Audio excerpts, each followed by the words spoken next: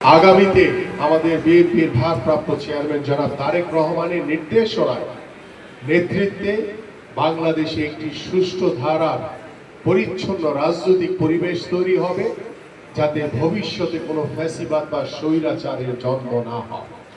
এবং আজকে মরহুম আরাফাত রহমান কোকোর ৫৬তম জন্মবার্ষিকী উপলক্ষে আমি আপনাদের যারা এখানে মাদ্রাসার সকল ছাত্র শিক্ষক এবং আমাদের বিভিন্ন নেতৃবৃন্দ এখানে উপস্থিত রয়েছে, প্রত্যেকের কাছে আহ্বান করব যে আমরা সেই সকল শহীদদের জন্য দোয়া করব যারা বাংলাদেশকে স্বাধীন করার জন্য নিজের জীবনকে উৎসর্গ করেন।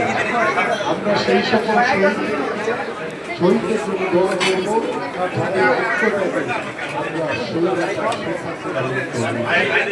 এবং আমরা সেই সকল শহীদ পরিবারের জন্য দোয়া করব আল্লাহ পাক যাতে তাদেরকে স্বজন হারানোর যে কষ্ট, যে দুঃখ, সেই কষ্ট দুঃখকে ধৈর্য ধারণ করার তৌফিক দান করে।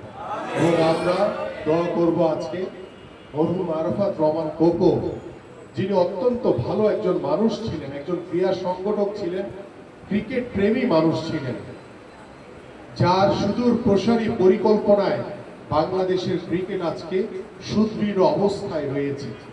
আমরা সেই প্রিয় ভাই বিএনপির ভারপ্রাপ্ত চেয়ারম্যান জনাব তারেক রহমানের স্নেহধর ছোট ভাই মরহুম আরাফাত রহমান কোকোর জন্য দোয়া করব আল্লাহ পাক যাতে তাকে জান্নাতের উচ্চ মাকাম দান করে। আপনাদের সকলকে ধন্যবাদ। বাংলাদেশ জিন্দাবাদ, বাংলাদেশ জাতীয়